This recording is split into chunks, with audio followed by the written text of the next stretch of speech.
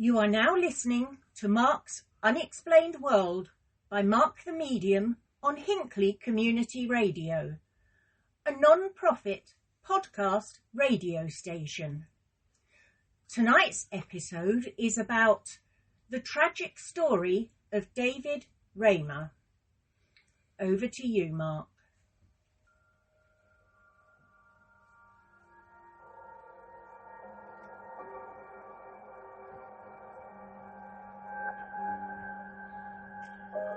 David Reimer was born on the 22nd of August back in 1965. He was a Canadian man who was raised as a girl after his penis was severely injured during a botched circumcision during his infancy. He was raised as a girl following medical advice and intervention from psychologist Joan. John Money oversaw the case and reported the reassignment of David Reimer as not only a success, but as evidence that gender identity is primarily learned. However, years later, when David Reimer was between the ages of 9 and 11, he realised that he was not a girl. And so by the age of 15, he started living his life as the male that he knew he was. His case was well known for years in medical circles anonymously as the Joan case. But David Reimer later went public with his story to help discourage similar medical practices. However, sadly, at the age of just 38, due to severe depression, on the 4th of May in 2004, David Reimer committed suicide. Greetings, Unexplainers. Thank you for tuning in again and listening to this episode of Mark's Unexplained World. My name is Mark Hughes. I'm a psychic medium, a ufologist, and a true crime buff. In this episode, I'm going to tell you about the very sad life surrounding the tragic story of David Reimer. And this week's necessary disclaimer. This is an episode that sadly involves details of mental health, botched surgery, alleged sexual assault and suicide, so it may prove upsetting to some. I must stress here, listeners, that this episode is a very sad case and also very graphic. You listen at your own discretion, with all opinions and comments being strictly my own. However, the facts in this episode still remain very, very true. I also apologise if I pronounce anything incorrectly, like then you notice. As most of my listeners could tell you, sometimes my mouth moves quicker than my brain. Anyway, let's get back to the story. David Bruce Peter Reimer was born in Winnipeg in Manitoba, Canada on the 22nd of August in 1965. He was the eldest of identical twin boys. He was originally named Bruce, and his identical twin brother was named Brian. The parents of Bruce and Brian were Janet and Ron Reimer, a young couple of Mennonite descendants who had married in the December of 1964. For the benefit of the first part of this episode, I will be referring to David Reimer as Bruce Reimer, his original name. A short interesting side note here. Mennonites are a group of Anabaptist Christian church communities. Anabaptists being those who choose to get rebaptized again when they convert or declare their faith in Christ, even if they had already been baptized in childhood. The name is derived from that of one of the early prominent leaders of the Anabaptist movement. Although Mennonites are a global denomination with church membership from Europe, Asia, Africa and the Americas, certain Mennonite communities with ethno-cultural origins in Switzerland and the Netherlands bear the designation of ethnic minorities, or Mennonites, sorry. When Bruce and Brian were aged just 6 months old, their parents became concerned about how both of the boys urinated. So, after seeing the GP, the boys were diagnosed with phimosis. Phimosis is a condition in which the foreskin of the penis cannot stretch to allow it to be pulled back past the glands. It may also cause a balloon-like swelling under the foreskin during urination, and it may result in a lot of pain during an erection in teenagers and adults. But apart from that, it is not usually painful. Those who are affected are at a greater risk of inflammation of the glands, known as balantis, along with other complications.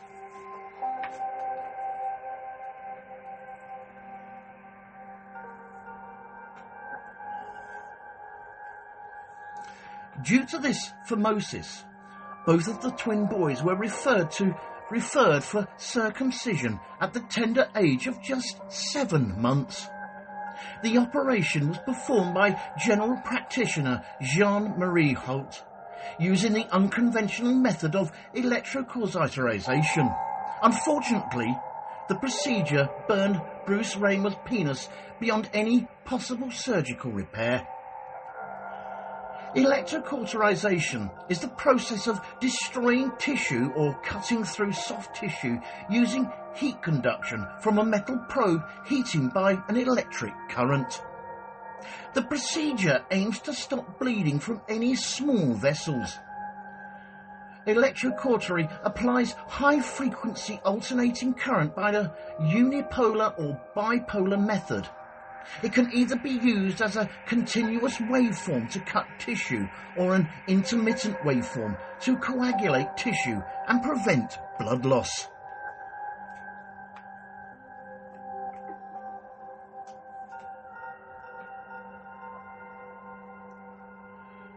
Due to the malpractice surgery on Bruce's private parts, the doctors took the decision not to operate on Brian, whose phimosis soon cleared itself without any such surgical intervention. The parents, Janet and John Reimer, were obviously concerned about their son's prospects for future happiness and sexual function without a penis.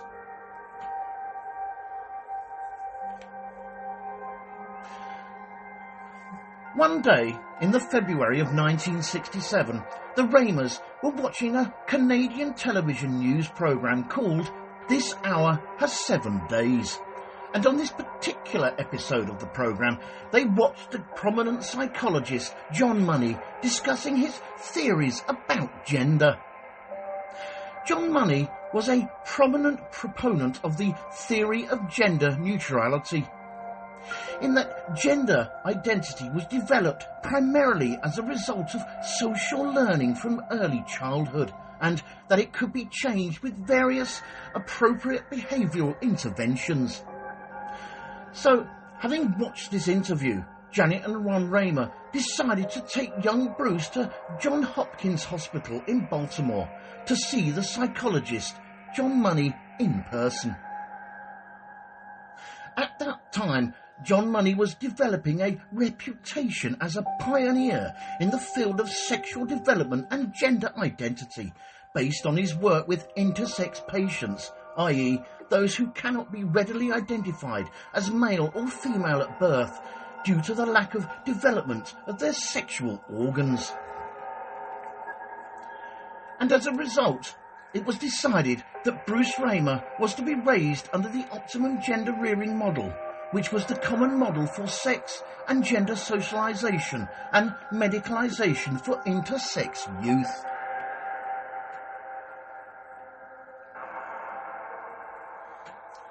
At that time, in the late 1960s, the surgical construction of a vagina was more advanced than the surgical construction of a penis.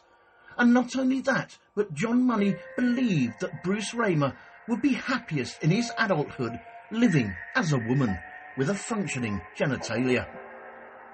To be honest, I can't help but think that additionally for John Money, this was a case where identical twin boys were involved, where one could be raised as a girl, provided the protected testing ground for his theories regarding appropriate behavioural interventions.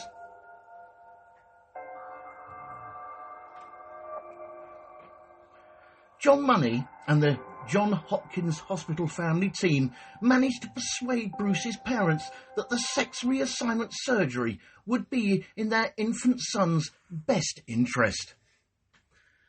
I think it's only fair to point out here that when John Money first recommended a surgical procedure to create an artificial vagina for Bruce, both parents did actually refuse.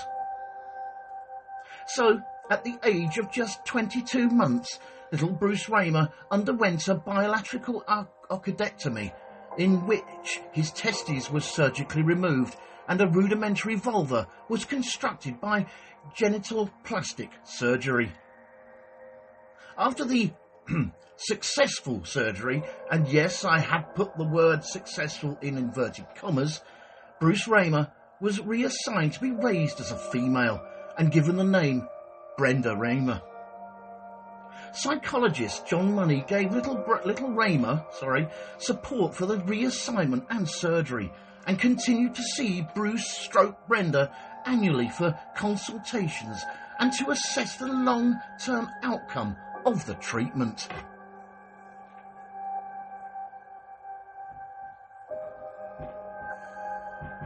To John Money, this reassignment case was considered an especially important test case of the social learning concept of gender identity, for two reasons. First, Bruce Reimer's identical twin brother, Brian, made an ideal control, mainly because the brothers shared genes, family environments, and their mother's uterus. And secondly, this was reputed to be the first reassignment and reconstruction performed on a male infant who had no abnormality of prenatal or prenatal or early postnatal sexual differentiation. Sorry about that, guys.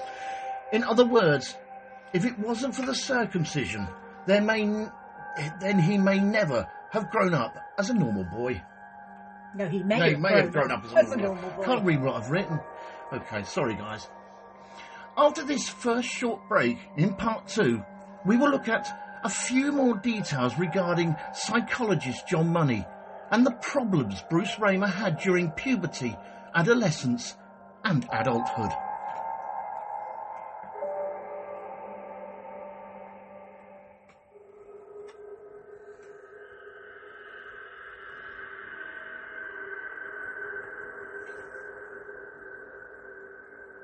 This show is brought to you courtesy of Neil Packer and the Haunted Antiques Paranormal Research Centre.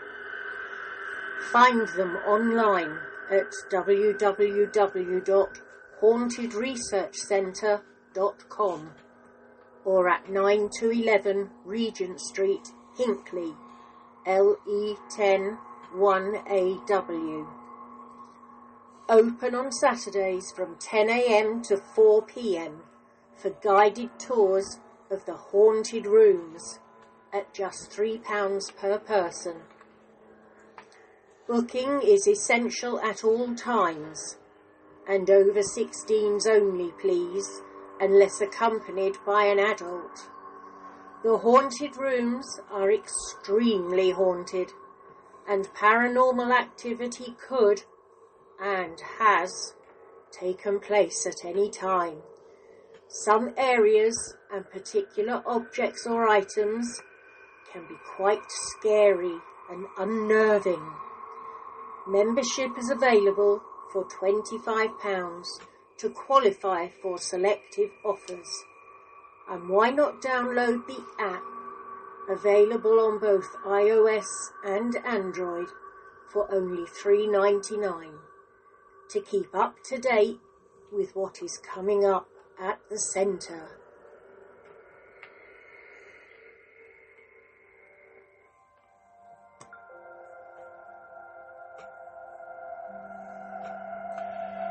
Psychologist John William Money was a New Zealand American psychologist, sexologist and professor at the Johns Hopkins Hospital in Baltimore. He was primarily known for his research on human sexual behaviour and gender. He was of the belief that gender identity was easily influenced or pliable within the first 2 years of someone's life. John Money was also an advocate for the surgical normalisation of the genitalia of intersex infants, advancing the use of more accurate terminology in sex research, coining the terms gender role and sexual orientation. However, despite widespread popular belief, John Money did not coin the phrase gender identity. He was, however, one of the pioneering psychologists behind drug treatment for sex offenders in order to extinguish their sex drives.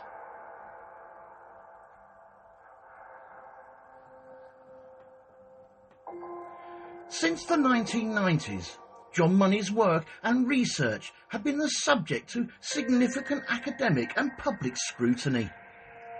John Money firmly believed that transgender people had a ide fix. On a quick interesting side note, an ide fix in psychology is a preoccupation of the mind believing to be firmly resistant to any attempt to modify or change it. In other words, a fixation. The name originates from the French idée, as in idea, and fix, as in fixed. He also established the Johns Hopkins Gender Identity Clinic in 1965. The psychologist would screen adult patients for 2 years prior to granting them a medical transition, believing sex roles should be de-stereotyped so that masculine women would be less likely to desire transition. From what I can see, it seems that John Money is generally viewed as a negative figure by the transgender community, which, if I'm to be honest here, I'm not really surprised.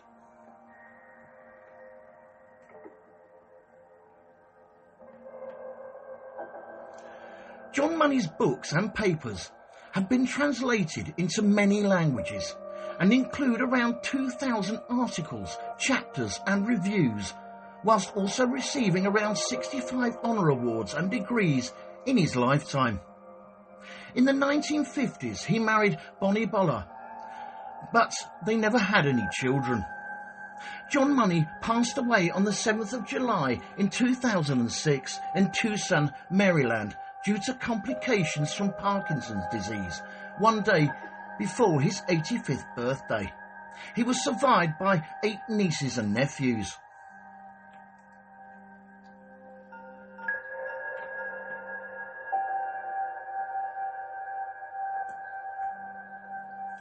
For the remainder of this podcast, I'm now going to refer to David Reimer as David Reimer, and not as the name suggested by his parents, i.e.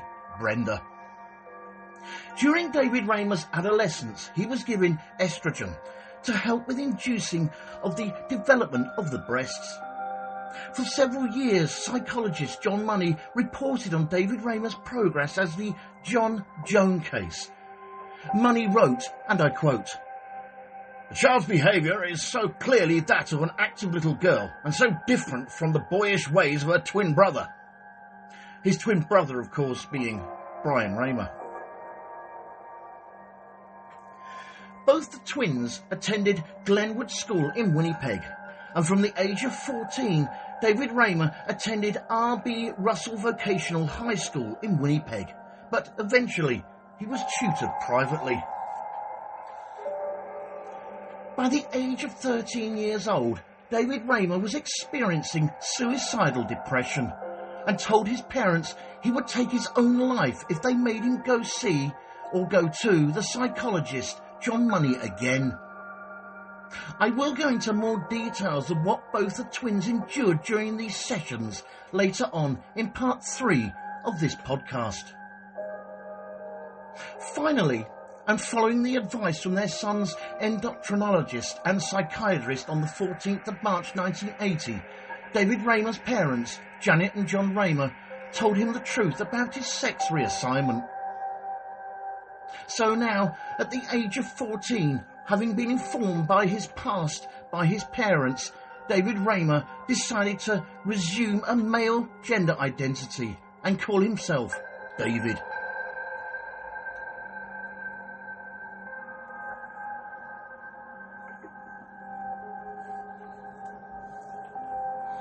The young man then underwent treatment to reverse the reassignment, including testosterone injections, a double mastectomy and phalloplasty operations. On a brief but important piece of interesting info, phalloplasty is the construction of or reconstruction of a penis or the artificial modification of the penis by surgery. The term is also occasionally used to refer to penis enlargement.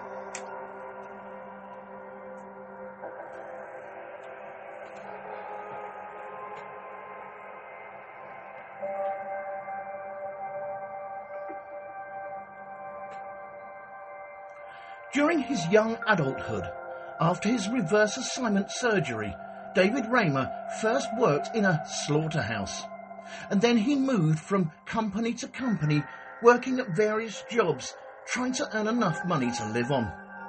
On the 22nd of September in 1990, he married a young lady called Jane Fontaine and went on to adopt her 3 children.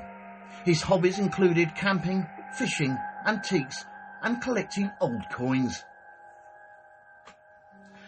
David Reimer's case came to international attention back in 1997 when he told his story to an academic sexologist called Milton Diamond, who then persuaded David Reimer to allow him to report the outcome of his story in order to dissuade other physicians from treating other infants in a similar way.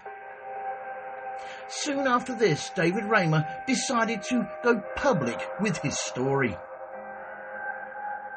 Canadian journalist, author and novelist Joan Colapinto, in the December of 1997, went on to publish a widely disseminated and influential account of David Reimer's story in the Rolling Stone magazine. The article won the National Magazine Award for reporting at the time. In the year 2000, this was then later expanded into a New York Times best-selling biography called As Nature Made Him, The Boy Who Was Raised as a Girl. In the book, author Joan Colapinto described how, contrary to psychologist John Money's reports, when David was living as Brenda, he did not identify as a girl. Joan Colapinto also reported in his book that David was ostracised and bullied by his peers, who dubbed him the name of Cave Woman, and neither filly dresses nor female hormones made him feel any more female. A 1997 academic study criticised John Money's work in many respects, particularly in regard to the involuntary sex reassignment of the infant child, David Reimer. After this second short break, in part 3, we will look at further details of John Money's work and the therapy sessions he had with both David Reimer and his twin brother Bruce when they were just 6 years old.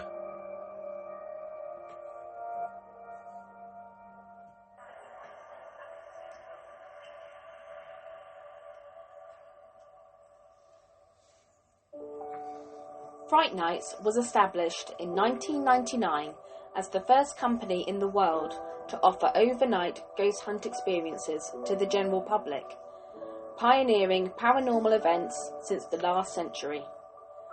Fright Nights operate at hundreds of the UK's most haunted and exclusive venues. All events have their own team of experienced paranormal investigators, mediums and psychics. They have a VIP members club for regular returning guests, offering loyalty discounts and exclusive invitation-only events. They can also host private events for your family and friends. You can contact them on 07852 998 628 or email them at office@frightnights.co.uk or take a look at their website at www.frightnights.co.uk, where you can see the many locations they investigate and learn about them and the opportunities they have available. Hundreds of ghost hunters join Fright Nights every month for the most thrilling ghost hunting experiences they'll never forget. If you haven't been on a ghost hunt before, then why not join them to see what it's all about? Why not visit their social media sites for up-to-date information on all the places they visit and to see what's coming up in the future? They look forward to seeing you all soon. Fright Nights Ghost Hunting Events. Remember, only the original will do.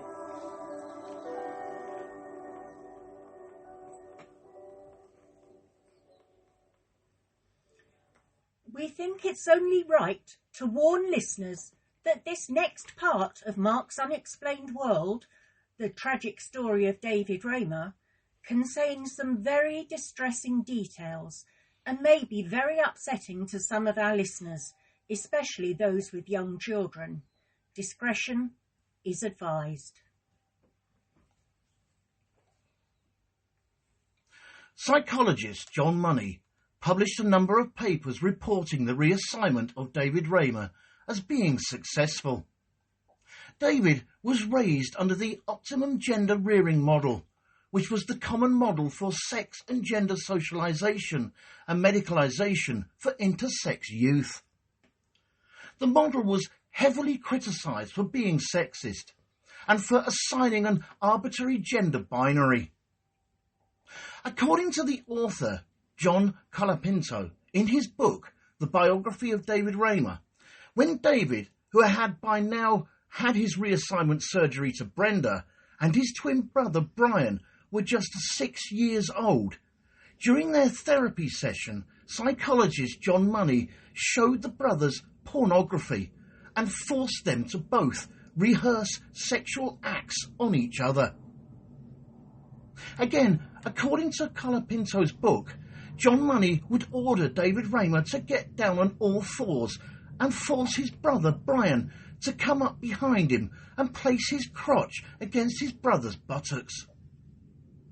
John Money also forced 6-year-old David in another sexual position, and that was to have his legs spread with his twin brother Brian on top. If either of the 6-year-old twins resisted any of these requests, John Money would get very angry with them. Colapinto's book also states that John Money forced the two 6-year-old children to strip for genitalia inspection, and if they resisted his request for inspecting each other's private parts, the psychologist again got very aggressive. David Reimer recalled, and I quote, "He told me to take my clothes off, and I just did not do it. I just stood there, and he screamed, 'Now!' louder than that. I thought he was going to give me a whopping, so I took my clothes off and stood there shaking." Both David and Bruce later recalled that John Money was mild-mannered around their parents, but ill-tempered when he was alone with them.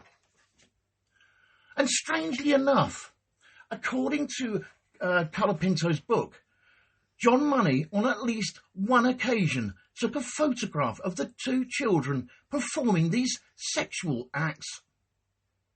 John Money's rationale for his treatment of the children was his belief that, and I quote, "Childhood sexual rehearsal play at thrusting movements and copulation was important for a healthy adult gender identity." Brian Reimer later spoke about the therapy sessions, but only with the greatest emotional turmoil, with his twin brother David Reimer unwilling to speak at all about the details publicly, and I can't say that I blame him.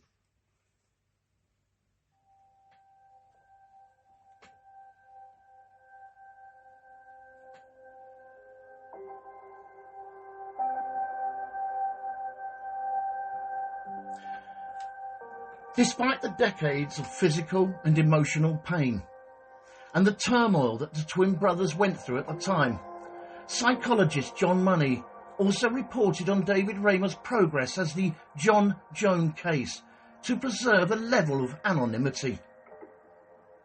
He also used the David Reimer reassignment as an apparently successful female gender development case, and used it to support the feasibility of sex reassignment and surgical reconstruction, even in non-intersex cases. However, by the time the deception was discovered, it was too late, because the idea of a purely socially constructed gender identity had become the accepted medical and sociological standard.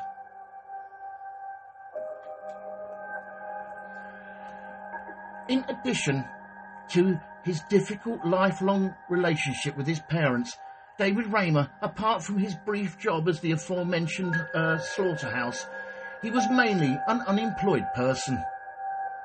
And then sadly, on the 1st of July in 2002, David's twin brother Brian was found dead from an overdose of antidepressants. And as a result, David experienced terrible remorse due to the death of his twin brother Brian. And then, just as David Reimer thought things couldn't get any worse, on the 2nd of May 2004, his wife Jane informed him that she wanted to separate and asked for a divorce. So 2 days later, on the morning of the 4th of May 2004, David Reimer drove to a grocery store parking lot in his hometown of Winnipeg, and while still in the car, shot himself in the head with a 12-gauge sawn-off shotgun. According to his mother, she stated, and I quote, "He had recently become depressed after losing his job and separating from his wife." He was just 38 years old. David Reimer was buried in the St. Vital Cemetery in Winnipeg.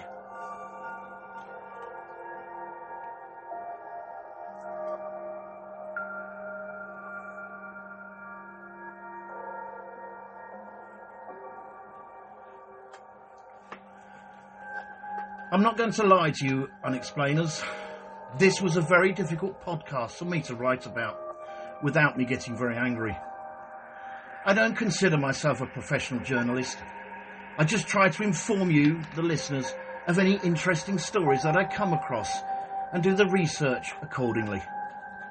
I suppose what made this difficult to write was the complete arrogance of the psychologist Joan. He seemed so hell-bent on proving his own theories on gender identity and his belief that it was so easily influenced by or pliable within the first 2 years of someone's life. And so strong was his belief in this ridiculous theory that he not only destroyed a man's life, but he pretty much wrecked a whole family. There were certain parts of this episode that I wasn't going to include, mainly the therapy session between the twin boys and Joan. But I did read that David Reimer wanted his story to be told, so I like to feel in some small way I've helped with his wishes. I did try to find out whatever happened to David and Brian's parents, Janet and Ron Reimer, but all I got from Google was this, and I quote, "It is possible that they have passed away or they are living in private isolation." And from what I can see during my research, psychologist Joan never commented publicly on John Colapinto's book, The Biography of David Reimer, or on David and Bruce Reimer's suicide. Although, according to one of his work colleagues, Joan said that he was mortified by the case, and so he should be. All I can say at this stage from me and my editor, Linda, is rest in peace, boys. Our thoughts are with you. Thank Thank you all for taking the time out to listen to this episode of Mark's Unexplained World. In our next episode, show 75, we are going to be looking at the Nanjing Massacre. The Nanjing Massacre, or the Rape of Nanjing, was the mass murder of Chinese civilians in Nanjing, the capital of the Republic of China, immediately after the Battle of Nanking in the Second Sino-Japanese War by the Imperial Japanese Army. Beginning on the 13th of December in 1937, the massacre lasted 6 weeks. The perpetrators also committed other war crimes such as mass rape, looting and arson.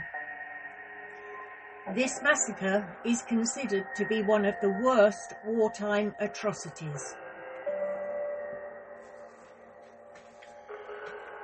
This show was written and researched by myself, Mark Hughes, and proofread and edited by Linda Hughes.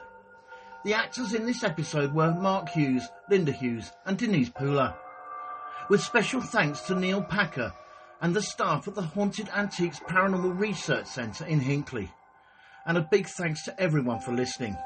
Mark's Unexplained World, because there's more to the paranormal than meets the third eye. And remember guys, keep it real, because being real is better than being perfect. This show and all its contents are covered by the basic copyright of Mark the Medium.